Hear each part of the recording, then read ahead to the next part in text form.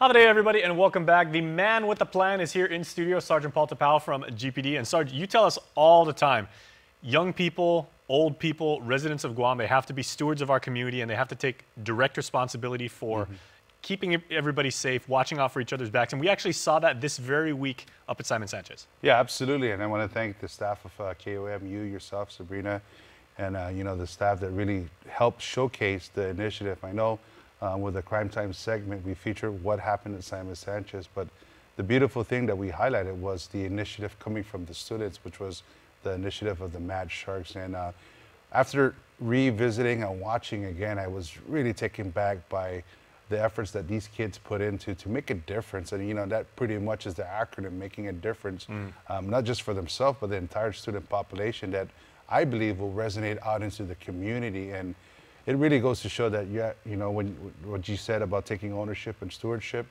that's just beautiful work. And, big kudos to Ms. Masanayan and, of course, Mr. Fanonia, and, of course, their advisors for helping the kids formulate this and really having it take off to where it needs to be. But they did resonate a very, very strong, and that message echoed on the live stream, which you can actually watch on our YouTube channel right now. Just make sure to check out the playlist of starting lineup. You can see Sergeant Tapao and the young students from the M.A.D Sharks program, once again, making a difference. But they were emphasizing, they said, we want to take responsibility and ownership of our community, but we realize we need a closed circuit television system.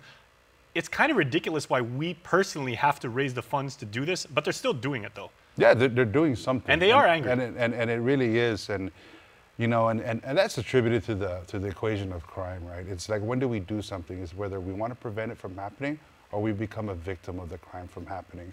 And by you understanding now what you need to do, it really sets the tone for generations to follow. Because like I always say, when I go out to do my school Crime Stoppers presentation, I always tell the outgoing seniors, leave your school better than when you first came out or you first came in.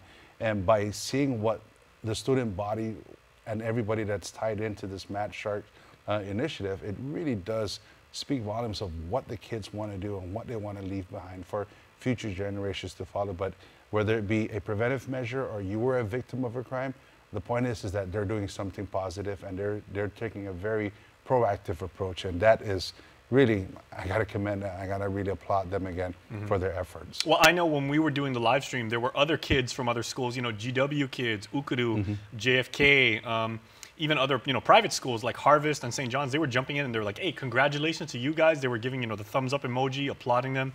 What are you seeing when you visit like other schools about what that strong message from Sanchez students says? And is that like really reverberating around the other schools? It really is, getting them to put that message out there. And I want to echo what one of the advisors or one of the student members said about how they relate to the students by using modern day social media platforms such as WhatsApp, Twitter, and everything.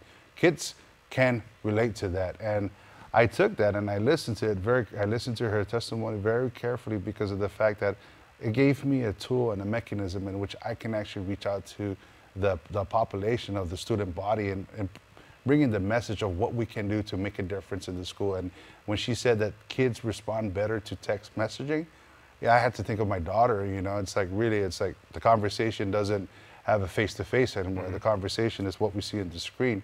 Whether that mechanism works for you to put out what your initiatives are, or whether you actually go out there into the community and take a stand and be heard.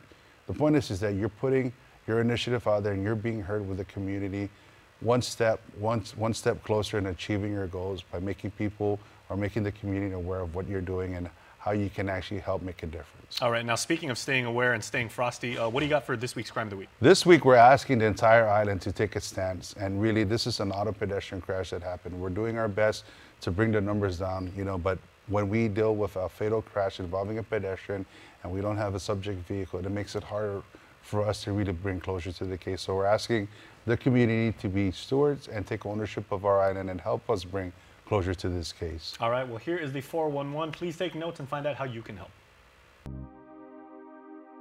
On Sunday, February 17, traffic investigators from GPD's Highway Patrol Division were activated to assume a fatal auto pedestrian crash which occurred on Route 8, Purple Heart Memorial Highway in Mighty by Tatiris Street. Now, the preliminary investigation suggests that on Saturday, February 16, at around 11 p.m., a 50-year-old man was struck while walking on the eastbound lane by an unknown vehicle which was traveling on Route 8 by Kwangwa. Now, the pedestrian was transported to Naval Hospital, Guam, where he was pronounced deceased by attending physicians. Now, the Guam Police Department and the Guam Crime Stoppers are reaching out to the community for their help in reference to this auto pedestrian crash which occurred on our island's roadways. If anyone has any information about this crime or any other crime, you can call our 24-hour hotline at 477-HELP, that's 4357, or submit a tip online at guam.crimestoppersweb.com. All calls will remain completely confidential, and a cash reward of up to $1,000 could be paid if the information provided leads to an arrest and a grand jury indictment. Your call does make a difference.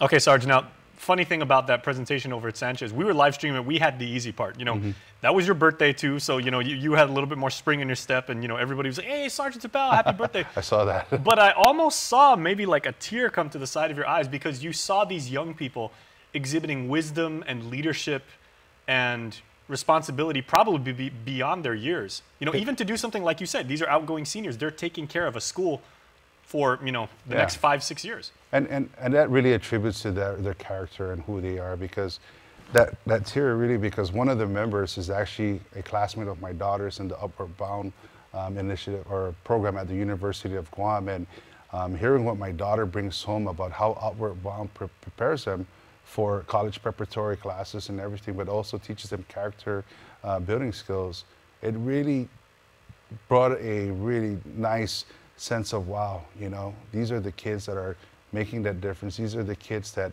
to not peer pressure, but to peer mediation or to peer support, kids can actually gravitate towards this initiative. It's easier for kids or students to gravitate to an initiative that is spun up by people within their peers versus us within the Guam Police Department coming in and telling them, this is what you need to do. Right. But it makes more sense that they listen to their kid or their fellow student body and understand that collectively, as a whole, they all can make that difference. Absolutely agree. We'll see you next week, Sarge. Hey, thanks for having me, man. Thanks so much. We're back after this.